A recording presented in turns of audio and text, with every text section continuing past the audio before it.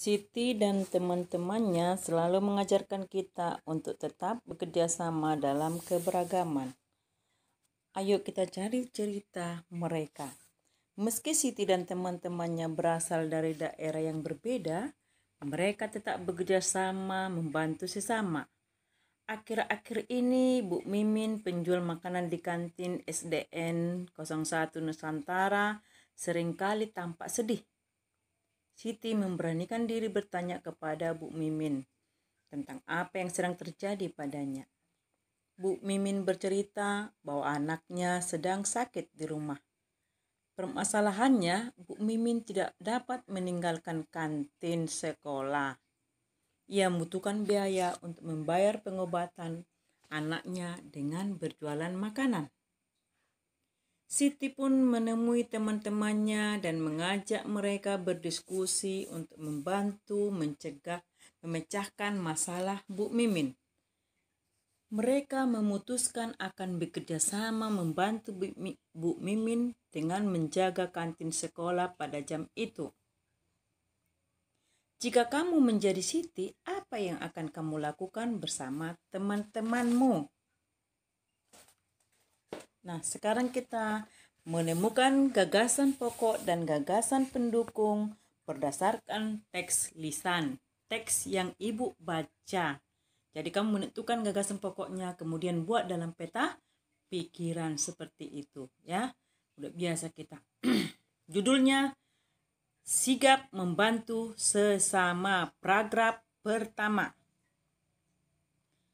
Malam itu, beberapa warga kampung Babakan berkumpul di pos jaga. Tiba-tiba terlihat seorang bapak tua yang berjalan pelan. Ia memanggul kardus besar di pundaknya. Oh, rupanya Pak Sami. Nah, nanti kamu buat gagasan pokoknya dan gagasan pendukungnya dalam bentuk peta pikiran seperti itu, ya. Seperti itu ya anakku ya. Sekarang kita masuk yang paragraf kedua. Pak Sami baru pulang dari kampungnya di Maluku. Sudah 2 minggu Pak Sami pulang ke Maluku. Ia harus menghadiri acara adat di sana. Ia menggunakan kapal laut. Perjalanannya membutuhkan waktu 2-3 hari. Tentu saja Pak Sami sangat lelah, apalagi usianya yang sudah cukup tua. Pak Encep menawarkan bantuan untuk membawa kardusnya. Sampai di rumah, Pak Sami mengeluh kepalanya pusing. Pak Encep memanggil warga yang lain untuk membantunya. Itulah paragraf kedua. Tentukan gagasan pokoknya dan gagasan pendukungnya, buat dalam bentuk peta pikiran. Yang di tengah adalah gagasan pokok, yang sampingnya adalah gagasan pendukung. Sekarang kita masuk paragraf ketiga. Datanglah Pak Made, Pak Udin, dan Pak Nur.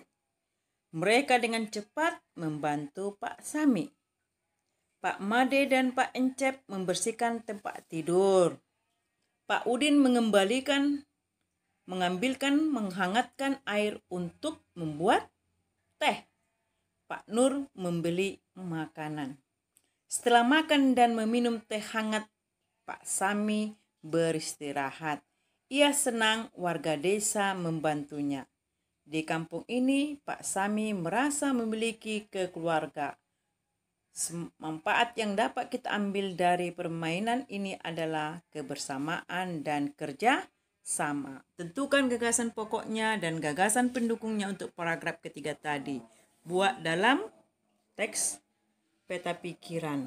Nah, sekarang kita berlanjut ya, apa saja yang diperlukan dalam menari, ya. Keterampilan apa yang diperlukan? Kemarin kan sudah saya suruh kamu berlatih tari bunga cempo.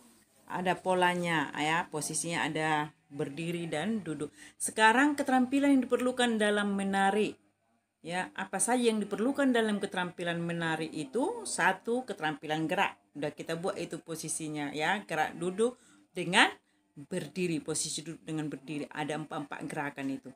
Kemudian 2, kepekaan musikal. Musik dengan kita dengar sesuai apa tidak, ya. Sesuai apa tidak musik itu dengan gerakan kita? Wadah menari. 1, 2 ya, sesuai enggak? Dan yang ketiga adalah menghayati dan mengekspresikan peran. Perannya itu harus kita lihat apakah sedih atau senang. Lompat. Mengapresiasikan penampilan tari bunga jempo yang ditampilkan teman. Apa itu mengapresiasi? Ya. Apresiasi seni adalah suatu penilaian terhadap suatu karya seni. Bagaimana penilaian kita? Mulai dari mengenali, menilai, dan menghargai makna atau nilai-nilai yang terkandung dalam karya seni tersebut. Atau istilahnya memahami atau menikmati secara menyeluruh terhadap suatu karya seni sehingga dapat memberikan penilaian. Terima kasih.